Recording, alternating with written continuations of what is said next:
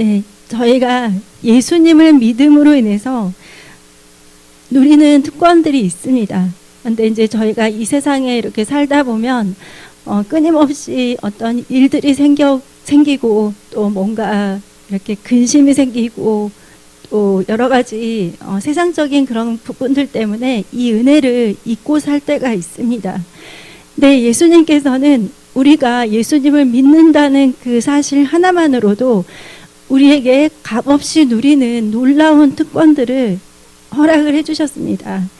그래서 사실 저희들은 이 그 사실 한 가지만으로도 감사하고 기뻐할 수가 있는데요. 네, 이 시간 오늘 본문 말씀 고린도후서 5장 21절 말씀 같이 읽겠습니다.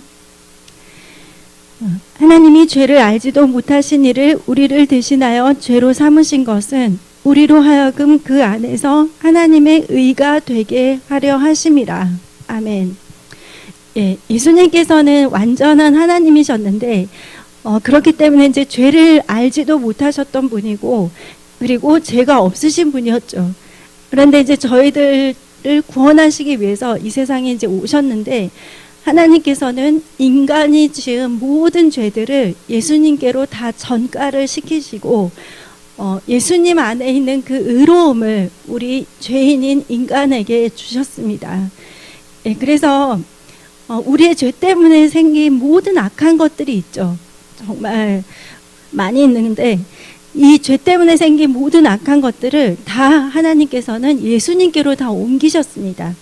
그리고 우리가 예수님을 믿음으로 인해서 그 죄 없는 그 예수님의 순종을 통해서 그 선한 것들이 우리들에게 다 값없이 제공되게 되었습니다.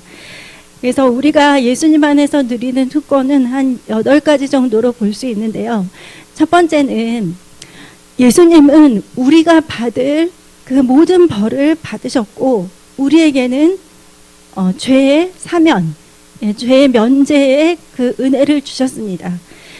그래서 여기서 이제 죄의 사면, 죄의 면제라고 이렇게 말을 했는데 이 용서라는 개념과 죄를 사면해 준다, 죄를 면제해 준다, 이 사이에는 조금 의미의 차이가 있어요. 그래서 이제 용서라고 할 때 어떤 사람들이 이제 우리를 용서한다 이럴 때 그가 이제 우리가 잘못한 것들을 그냥 잊어버리는 것이죠. 그런데 이제 그것이 없던 것처럼 되는 것은 아니고 여전히 그 사실은 남아 있지만 그래도 당신을 용서합니다 이렇게 하는 것은 우리의 이제 잘못된 부분들을 이제 잊어주는 거예요. 그런데 예수님께서 우리에게 주신 은혜는 죄의 사면, 죄의 면제입니다. 그래서 이거는 뭐냐면 아예 그 죄의 흔적조차 없애버리는 거예요. 내가 지었던 죄를 하나님이 그냥 잊으시는 것이 아니라 그냥 마치 그 죄가 아예 없었던 것처럼 그렇게 하나님께서는 우리를 보신다는 말씀입니다. 예, 그래서 이제 저희들이 뭐 이렇게 크리스찬으로서 그 신앙생활을 하면서도 죄책감이라든지 또 정죄감이라든지 이제 이런 감정들로 조금 힘들어할 때가 있죠. 네, 그런데 이제 그 사탄은 참소를 하고 죄책감을 갖게 만들고 우리를 정죄를 해요. 하지만 하나님께서 우리에게 주신 은혜를 기억한다면 저희들은 그 사탄의 정죄나 그 죄책감 그리고 사람들한테 있는 그런 지나치게 올바른 양심 이런 것들로부터 저희들은 자유롭게 될 수가 있습니다. 때로는 이제 그 화살이 남들을 향하기도 하죠. 그래서 내가 가진 그 기준과 잣대로 다른 사람들을 판단하거나 정죄하거나 그런데 하나님께서 우리에게 주신 그 회개의 은총, 죄사함의 은총은 우리의 모든 죄를 아예 기억조차 하지 않으신다는 그런 것입니다. 네, 그래서 여러분 예수님의 피로 우리가 모든 것들을 다 씻김받았다는 사실에 감사하시고 그리고 내가 예수를 믿었기 때문에 그리고 믿고 난 후에는 또 저희들이 회개를 하죠. 이렇게 잘못을 했을 때나 죄를 지었을 때 그래서 예수님 안에서 우리가 누리는 특권이 얼마나 놀라운 것인지를 저희들은 좀 잘 알아야 됩니다. 네, 그리고 이제 두 번째는 예수님은 우리의 모든 병과 연약함을 담당하셨고 하나님께서는 우리에게 치료와 건강을 주셨습니다. 그래서 말씀이 베드로전서 2장 24절인데요. 예, 친히 나무에 달려 그 몸으로 우리 죄를 담당하셨으니 이는 우리로 죄에 대하여 죽고 의에 대하여 살게 하려 하심이라. 그가 채찍에 맞음으로 너희는 나음을 얻었나니. 예, 이제 이 말씀은 이사야서 53장의 말씀 중에 한 부분인데요. 예수님께서는 채찍에 맞음으로 인해서 우리가 나음을 받았다고 그렇게 말씀을 하셨습니다.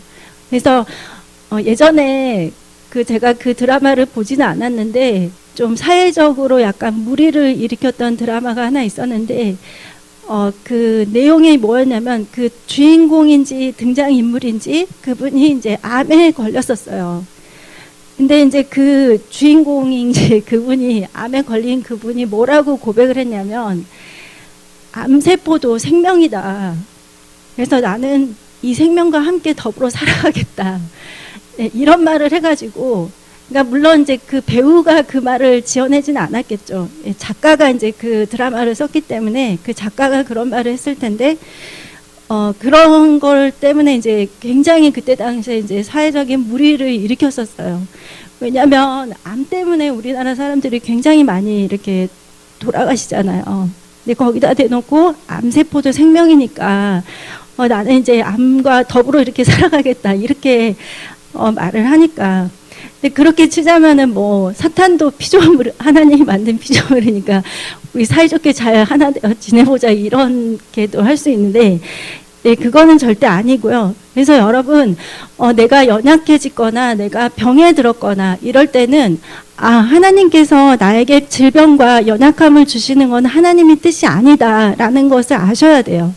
그래서 그냥 뭐 병에 걸렸으니까 나는 이대로 그냥 살지 뭐 그냥 뭐 이거 어떻게 하겠어 이렇게 하는 것이 아니라 저희들은 예수의 이름으로 기도를 해야 돼요.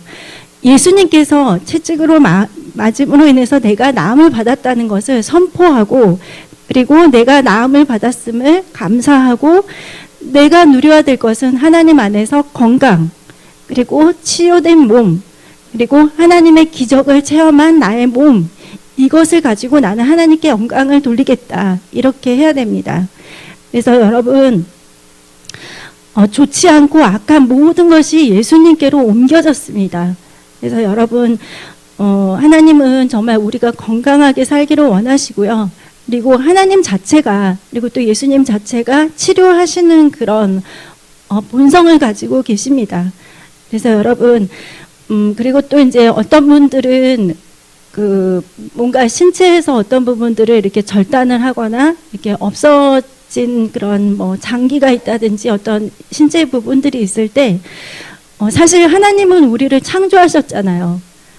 그래서 여러분 물건도 고장이 나면 그 물건을 만든 회사를 가져가면 가장 완벽하게 고칠 수 있거든요.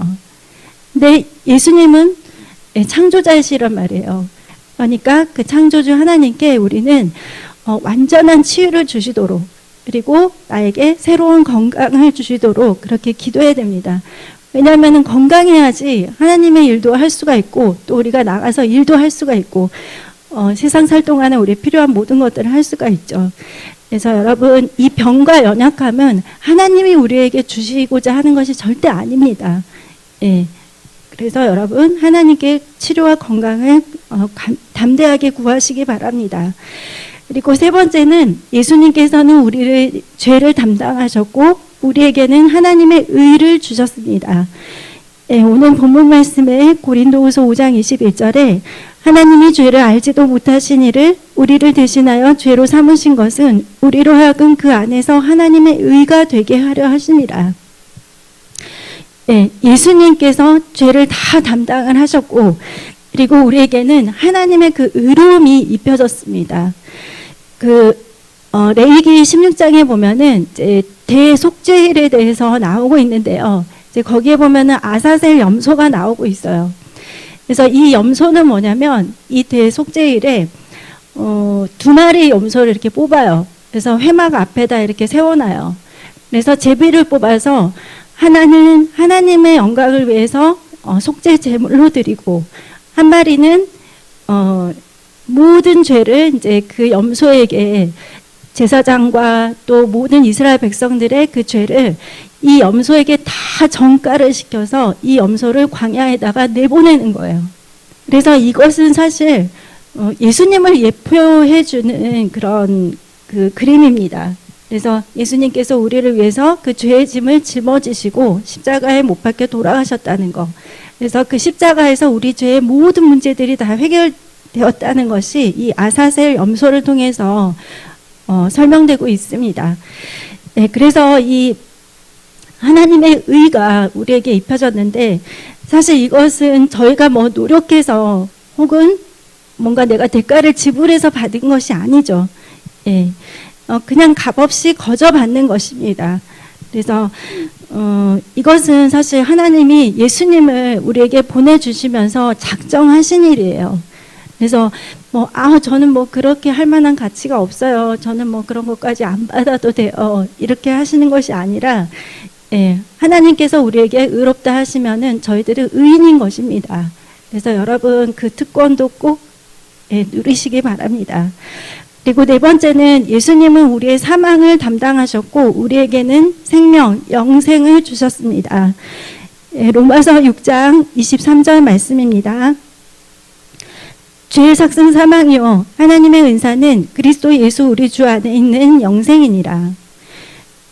죄의 삭이 사망이라고 했어요. 이 사망은 무엇이냐면 그냥 육신이 죽는 그것을 사망이라고 하지 않고 영적인 죽음을 사망이라고 합니다.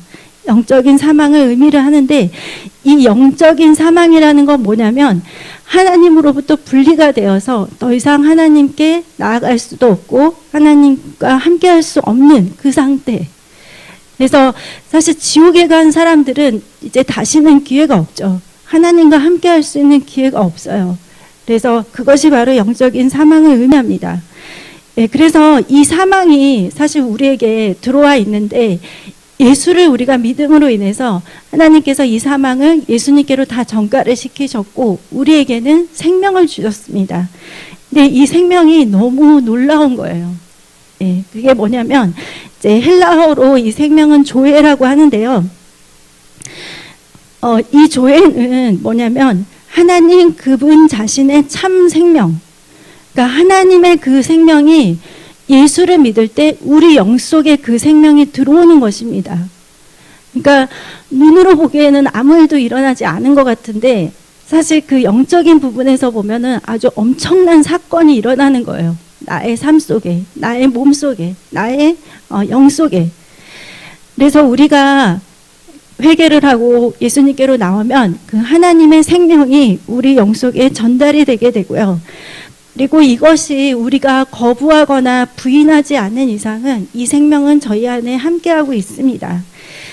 저희가 요한복음 1장 1절에서 4절 말씀을 보겠습니다.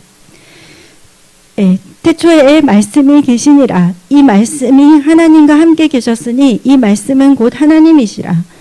태초에 말씀이 계셨는데 말씀이 하나님과 함께 하셨다고 했습니다. 근데 이 말씀은 하나님이세요. 2절에 그가 태초에 하나님과 함께 계셨고 그분은 태초에 하나님과 함께 계셨습니다. 말씀이. 그리고 3절에 만물이 그로 말미암아 지은 바 되었으니 지은 것이 하나도 그가 없이는 것이 없느니라. 예수님께서도 이 창조의 일에 함께 동참을 하셨습니다. 그리고 4절에 그 안에 생명이 있었으니 이 생명은 사람들의 빛이라. 예수님 안에 그 생명이 있었는데 이 생명은 사람들의 빛이라고 했습니다.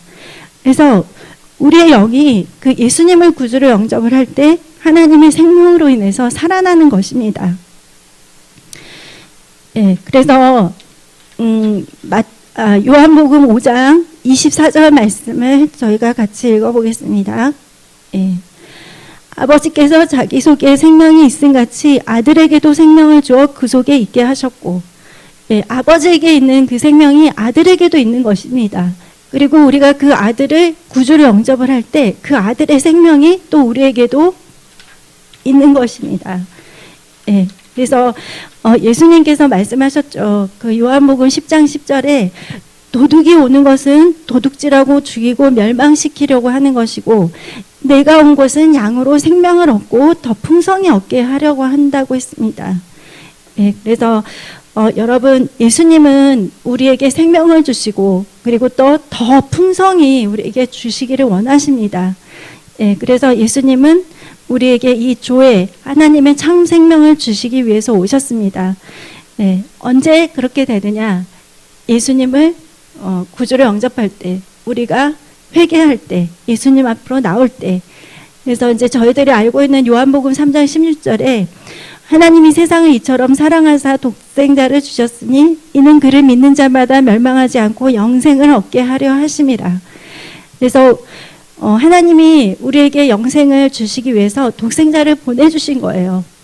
그래서 여러분, 이 영 속에 우리 하나님의 생명이 들어있다는 사실이 얼마나 놀라운 은혜인지 저희들이 알고 내가 그런 소중한 사람이구나. 내가 정말 하나님의 자녀로서 이런 놀라운 은혜 가운데 내가 살고 있구나. 이런 거를 좀 여러분 아시고 힘을 내셨으면 좋겠습니다. 그리고 이제 5번째는 예수님은 우리의 가난을 담당하셨고 우리에게는 그의 부요를 제공하십니다. 네, 그러니까 저희들의 영적인 그런 부분 혹은 육신적인 부분 그런 것뿐만이 아니라 우리의 재정적인 부분, 삶의 모든 영역에 있어서도 하나님은 저희들을 이렇게 다 간섭하시고 또 상관을 하신다는 것입니다. 고린도후서 8장 9절에 우리 주 예수 그리스도의 은혜를 너희가 알거니와 의하신 이로써 너희를 위하여 가난하게 되심은 그의 가난함으로 말미암아 너희를 부요하게 하려 하심이라. 우리의 가난이 예수님께로 다 옮겨졌고 하나님의 부요함이 우리에게 임했습니다. 그래서 여러분 이제 가난에 대해서 이제 좀 정의를 보면은 가난은 이것이 이제 유대인들은 사실 이 가난을 저주라고 여겨요. 근데 왜 그러냐면 그냥 말씀 그대로 그렇게 나와 있기 때문에. 그러니까 신명기 28장에 보면 1절부터 이제 14절까지는 축복이 다 나와 있는데 15절부터 마지막까지는 모든 저주가 다 나와 있어요. 근데 거기에서 이제 가난의 저주도 있는데 그 신명기 28장 48절에 가난에 대해서 이제 말씀하실 때 내가 줄이고 목마르고 헐벗고 모든 것이 부족한 중에서 여호와께서 보내사 너를 치게 하실 줄을 적군을 섬기게 될 것이니 그가 천 명예를 내 목에 메워 마침내 너를 멸할 것이라. 그러니까 굶주리고 목마르고 헐벗고 모든 것이 부족한 것, 이것이 바로 가난입니다. 그래서 내가 뭐 검소하게 살아요 이렇게 하는 거하고 가난은 전적으로 다른 것이죠. 그래서 먹을 것이 없고 그리고 또 이제 그 중동 지방은 물이 굉장히 중요하잖아요. 근데 목마르고 그리고 헐벗는 거는 못 입는 것이죠. 필요한 뭐 신발, 뭐 옷 이런 것들. 또 거기는 일교차가 너무 크기 때문에 이 겉옷 하나 있는 거 없는 거가 너무 차이가 많이 나는데 이렇게 헐벗는 거. 그리고 모든 것이 핍절한 거. 필요한 많은 것들이 있는 중에 다 궁핍하고 없다는 것이죠. 그래서 이 4가지를 체험하고 있다면 이제 그 사람이 정말 가난하다고 이렇게 볼 수가 있는데 사실 이것을 예수님께서는 십자가에 달리셨을 때 이 4가지를 다 체험을 하셨습니다. 굶주리셨고 목마르셨고 그리고 또 헐벗으셨죠. 그리고 또 모든 것이 핍절했습니다. 그래서 예수님께서는 우리의 가난을 담당하시고자 십자가에서 그렇게 십자가에 달리시고 또 그 부유를 우리에게 옮겨주셨습니다. 네, 그러면 하나님은 왜 우리가 부욕해 되기를 원하시는지, 그 하나님의 놀라운 재정의 축복이 이제 구약에 임한 2가지 경우를 보면 첫 번째는 출애굽을 할 때입니다. 애굽의 모든 보화들이 그리고 좋은 것들이 다 이스라엘 백성들에게로 다 이렇게 옮겨지게 되었죠. 그런데 하나님께서는 의도하신 뜻이 있었어요. 이스라엘 백성들이 그냥 잘 먹고 잘 살도록 하기 위한 것이 아니라 사실 뭐 이스라엘 백성들이 어디 바로 나가서 나라를 건설을 하고 집을 짓고 이런 게 아니라 그들은 사실 광야로 갔거든요. 근데 광야에서는 이 금은보화가 아무런 소용이 없어요. 아무리 비싼 옷, 무슨 어떤 좋은 것이라 할지라도 광야에서 필요한 거는 물과 음식, 햇빛을 가릴 천막 정도 이런 건데, 하나님께서는 그 애굽의 모든 보화를 이스라엘 백성에게 옮기셨거든요. 그 이유는 뭐냐면 하나님의 성막을 만들도록. 그래서 그리고 또 이제 그 구약의 시대에 가장 부유했던 시기가 이제 다윗 왕의 시기인데, 이때는 금이 굉장히 풍성했죠. 다윗이 너무나 많은 그런 전리품들을 획득하고 또 이곳저곳에서 필요한 모든 것들을 다 가져와서 금과 은과 녹과 나무며 모든 것들이 가장 풍성했던 시기입니다. 그럴 때 하나님은 또 하나님의 성전을 건축하게 하셨죠. 그래서 이제 구약에서 이 성전이 중요한 이유는 하나님께서 그곳에 임재하셨기 때문에, 그래서 이제 구약에서는 이렇게 주의 전을 건축하도록 하나님께서 제정을 주셨습니다. 근데 이제 신약에서는 사실 하나님은 이 건물에 거하시지는 않으시죠. 하나님은 교회 안에 거하시는데, 고린도후서 6장 16절 말씀을 같이 보겠습니다. 하나님의 성전과 우상이 어찌 일치가 되리요? 우리는 살아계신 하나님의 성전이라. 이와 같이 하나님께서 이르시되 내가 그들 가운데 거하며. 우리는 하나님의 성전이라고 했습니다. 그리고 하나님께서 우리 안에 함께 거하신다고 했습니다. 그래서 우리가 하나님의 성전이고 우리가 하나님의 집입니다. 그래서 하나님은 우리가 하나님의 풍성한 은혜를 받고 나아가서 복음을 전하기를 원하세요. 죽어가는 자들을 살리기를 원하십니다. 그래서 우리의 영혼이 잘된 같이 범사가 잘되고 강건케 되도록 하나님이 축복을 하시는 것입니다. 그래서 이 신약 시대에는 영혼 구원 사역을 위해서 이 재정이 필요한 것입니다. 저희들이 이제 복음 가진 자들을 땅끝까지 파송을 할 때 돈이 필요하죠.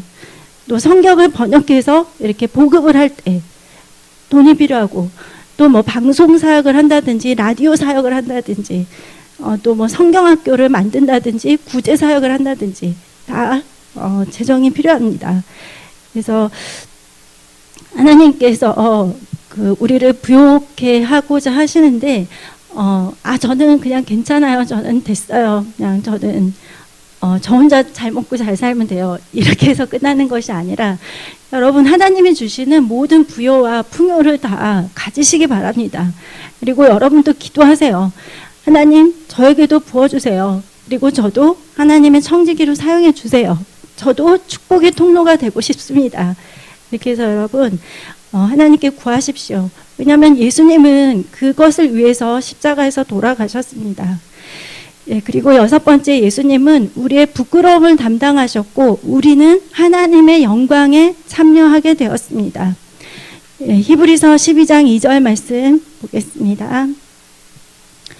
믿음의 주요 또 온전케 하시는 이인 예수를 바라보자. 그는 그 앞에 있는 기쁨을 위하여 십자가를 참으사 부끄러움을 개의치 아니하시더니 하나님 보좌 우편에 앉으셨느니라. 우리의 영적인, 신체적인, 또 물질적인 부분뿐만이 아니라 인간의 그 감정적인 부분까지도 예수님께서는 그 십자가에서 다 해결을 하셨습니다.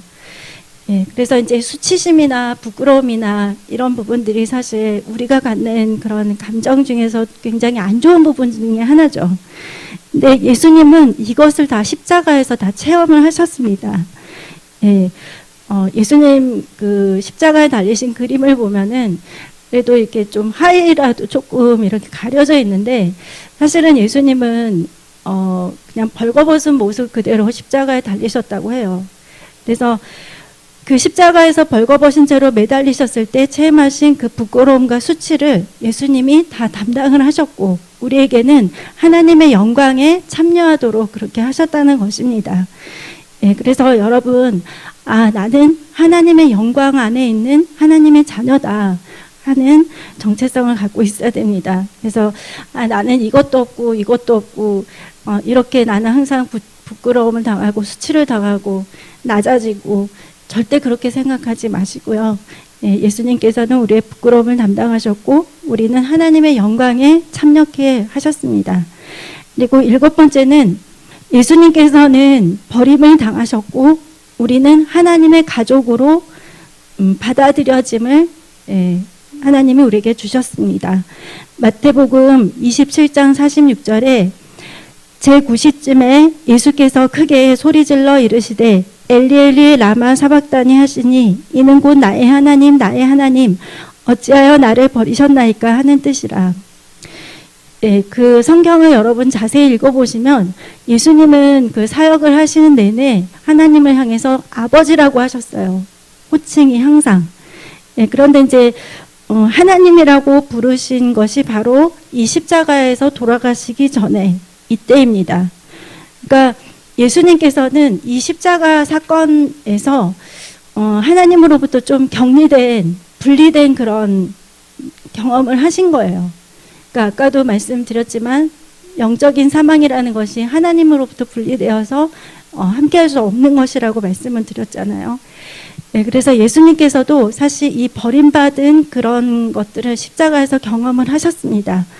그런데 이제 그것을 통해서 우리는 하나님의 자녀가 된 것이죠.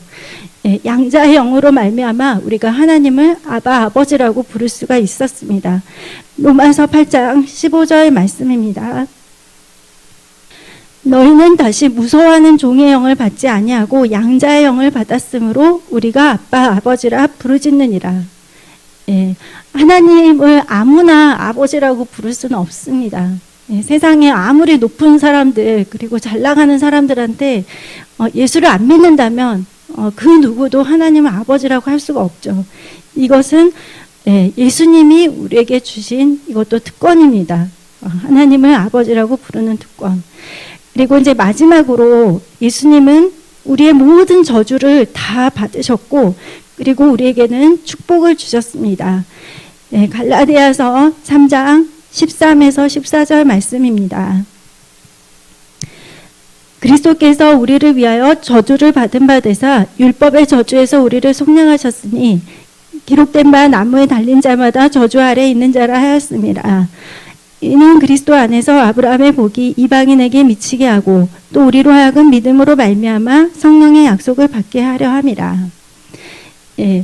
어떤 것이 축복이고 어떤 것이 저주인지 이제 이거를 보시려면 신명기 28장을 1절부터 끝까지 읽어보시면 다 알 수가 있어요. 그래서 하나님이 우리에게 영적으로나 또 신체적으로나 물질적으로나 그리고 감정적 정서적인 부분까지 그리고 승리를 주시고 부여를 주시고 또 이렇게 은택을 주시는 것이 바로 축복입니다. 단순히 그냥 이 축복은 물질적인 부분만을 뜻하는 것이 아니에요. 저희들의 모든 삶의 영역에 있어서 그리고 인간이 이렇게 생각하고 누리고 경험하는 모든 부분에 있어서 하나님이 치유하시고 승리를 주시고 또 은총을 주시는 것이 바로 축복입니다. 그리고 이제 저주는 그 신명기 28장 15절에서 68절까지 정말 모든 세상에 가장 안 좋은 것들이 그 안에 다 들어있어요. 그래서 전염병부터 시작해서 정신적인 그런 질환이라든지 모든 부분들까지. 그래서 저희들이 그런 저주에 빠져서 살 수도 있었지만 저희들은 예수를 믿음으로 인해서 그 저주가 예수님께로 다 옮겨지게 되었고 우리는 하나님의 주시는 축복을 누리는 사람들이 되었습니다. 이것이 바로 하나님이 우리에게 주신 유업입니다. 그래서 나는 뭐가 없다, 나는 빈곤하다, 나는 항상 부족하다 이렇게 말씀하지 마시고 여러분 하나님께서 여러분에게 죄를 사해 주셨고요. 그리고 병과 연약함을 치유해 주셨고 또 의롭다고 그렇게 말씀하시고 또 생명을 주셨습니다. 그리고 가난 대신 부유함을 주시고 부끄러움 대신 영광을 주시고 또 버림받는 대신 하나님의 가족이 되게 하시고 저주 대신 축복을 주셨습니다. 그래서 여러분 하나님 안에서 내가 가지고 있는 이 특권이 얼마나 놀라운 것인지를 또 이 한 주 동안 생각하시면서 감사하시고 또 여러분 그 은혜를 누리는 여러분이 되시길 바랍니다. 기도하겠습니다.